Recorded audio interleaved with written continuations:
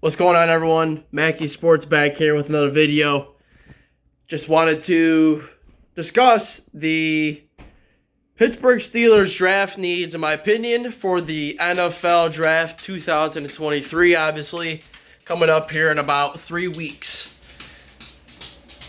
I'll probably do another video, probably the day of the draft, or maybe a week prior, just in case they make any other moves. But they made a few other subtle moves since the last time I made a video, signing Keanu O'Neal as a safety, probably towards the line of scrimmage, to kind of help take over what Terrell Edmunds did, if he can even stay healthy.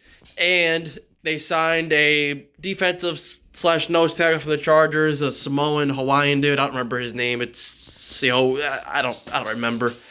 But basically just a run-stopping, big body kind of guy to kind of throw in there and rotate with Montravius Adams.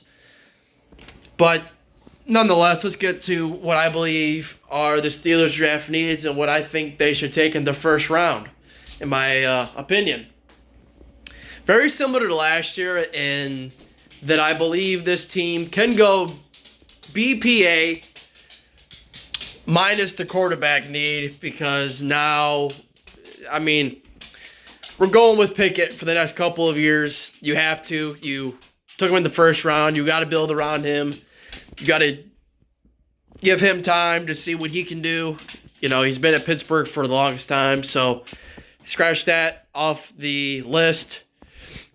So when I look on the offensive side of the ball at the first round, potentially I see offensive tackle and potentially receiver, though I like receiver more at 32, probably more at 49, because we typically draft receivers in the second round. You look in the Mike Tomlin draft history, we always seem to take receivers in that second to third round, so I definitely believe we'll take one in one of those two rounds. If you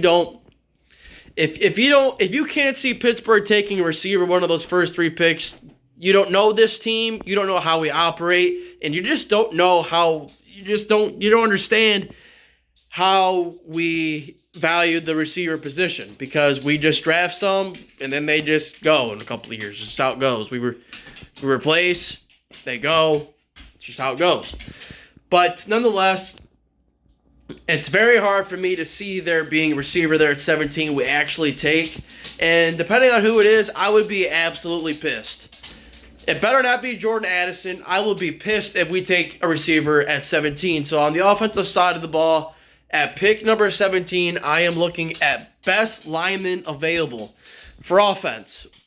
It might be Peter Skoronarski, or I can't say his fucking name, but the lineman out of Northwestern, who's probably a tackle but can probably play guard due to quote-unquote length questions. I would like more of a tackle, preferably a left tackle to replace Dan Moore Jr. if possible. So I'm looking more at Paris Johnson. Broderick Jones is ideal to me, to be honest with you. Darnell Wright would be cool. There's a couple other ones, but I really think for me at 17, on the offensive side of the ball, you're looking at offensive tackle. But in general, for me, I think there's no question at pick 17, it needs to be BPA, best player available in the trenches. Whether that be offensive line or defensive line or potentially an edge. Potentially an edge, depending on who it is.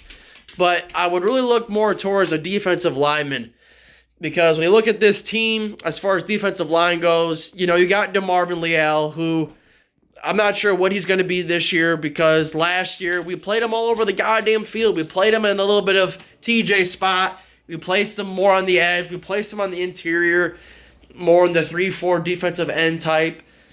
I'm not sure. I mean, his size is, you know, he's a lengthier kind of defensive lineman, not as much size at, like, you know what I'm saying? Like, he's more of an edge player.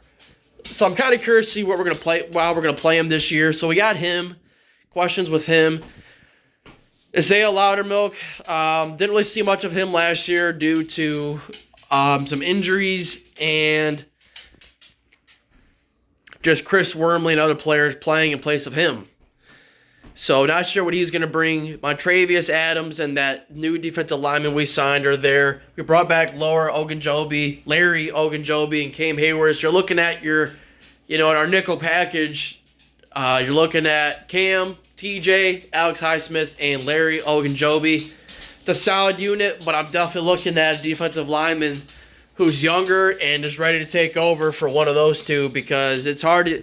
Cam's been a beast, but man, this man's been playing since he got drafted in 2011.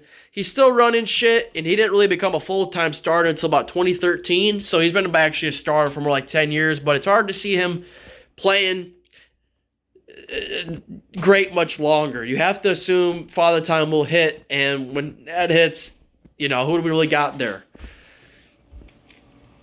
Now, the other biggest position for me at pick 17, I'm looking at defensive back, probably more of a cornerback, maybe Joey Porter Jr., Devon Witherspoon would be fucking sweet with me. I don't think Christian Gonzalez is going to be there. And there's another guy I'm missing. But I'm looking really at pick 17. I'm looking at offensive line or cornerback. I think it's going to be the pick. I'm looking at offensive tackle or a cornerback. I don't want to reach. I just don't want to reach. If none of those great corners are there at 17, don't reach. Please do not reach for a Deontay Banks. I don't want to see it. I've seen this shit happen before with Artie fucking Burns. The Bengals pick William Jackson, then we fucking reach. Fuck that. Take the best player available. I would rather take a first-round talent than reach for a fucking need in the second or third. This is a deep class with corners. This is a deep class with secondary, just to be quite frankly honest with you. So even if it's not a secondary player at 17, we can still nab a good one at 32. Now remember, we're talking draft needs. So on the offensive side of the ball, I'm looking at offensive tackle / lineman, receiver, because who's going to be our third receiver? I have no idea. You're looking at Deontay Johnson, George Pickens on the outside, Calvin Austin the third. Didn't really see him last year because of injury, so curious to see how he's going to play this year. It basically being his rookie year. Steven Sims was our slot, but he went to Houston. So, and then at tight end, you got Freiermuth with Zach Gentry and Connor Hayward backing him up. So, tight ends are off the board, basically. So, you look at line. And then on defense, I'm looking at defensive line, at least one secondary player, and a linebacker. A linebacker of some sorts, whether it's on the edge or in the middle. Preferably in the middle, but I'd be okay with an outside linebacker due to the fact that we know TJ Watt's going to miss time. I love the fucking guy. Believe me, I'm one of TJ's biggest reps, biggest fans. No fucking doubt in my mind. You guys have seen the videos. But I'm calling it for what it is. TJ is just unfortunately injury prone. Like JJ to an extent. Not as serious yet, but he will miss at least a couple of games. I'm sorry, it's just a fact. And so when TJ goes down, the entire defense does not look the same. Alright? The stats are there. Look them up. So we have to be ready for that circumstance. And you have to be ready to provide somebody that can at least fill in and still keep the pressure there. Alex Highsmith did have a big season last year. Led the tied for first and forced fumbles. Was top 5-ish for sacks. Thought he broke out pretty well. Could have done better on setting the edge on run plays. But I feel like, you know what? I like him as our number 2 outside linebacker. But you have to take into part that this is going to be his contract year. So he might be a free agent next year. You got to have somebody ready to fucking go. So, in with our first 3 picks, I'm looking at linemen, secondary, and receiver. 100%, those will be the picks, and they need to be the picks. Or BPA. It could be fucking, could be corner, linebacker, then secondary. But I'm looking at receivers, probably one of those top 3 picks. And to me, it's just, it's one of those 3, linemen, secondary, or wide receiver. If a great linebacker's there, outside linebacker, Nolan Smith, he suffered a torn pectoral. He was fast at Georgia, but if he's the pick at 17, I'm not too happy with that. We need a starter at 17. We need a starter. tackle or a beast corner at 17. At 32, I'm not opposed to a Jack Campbell. I'm not opposed to an athletic linebacker there. But I think with pick 17, it's got to be best player available. 100%. No fucking reaches. Do not fucking reach. We have 3 picks in the top 50. We got to hit on these. And I believe we'll do a good job because so far we have been killing it this offseason, in my opinion. So that's the video, long one. We'll do another video in a couple weeks, but there's just a lot of shit to discuss here for Pittsburgh, as this is a big year for us. We got a lot of young players stepping into year 2s, year 3s. If we get add another great player in this draft, shit, man, we're ready to fucking go. So let's go, Steeler Nation. Believe in Omar Khan and believe in Tomlin, because more times than not, we hit on first-round picks. I'm just very curious to see who the fuck we're going to get there at 17. Because every year, somebody just falls and falls.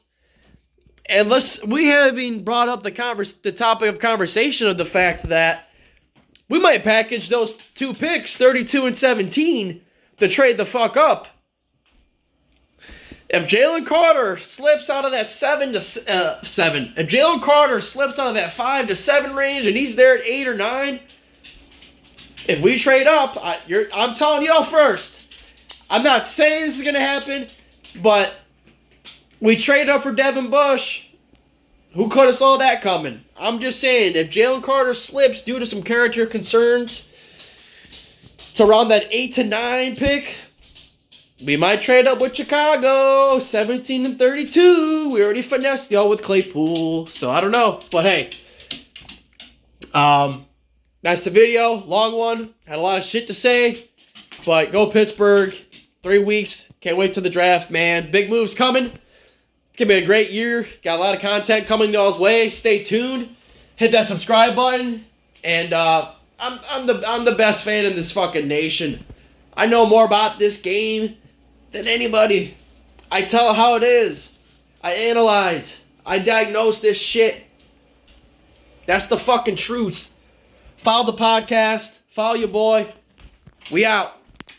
Go Blue, by the way. We about to win tonight and go that natty for the hockey game. Let's get it. Let's go.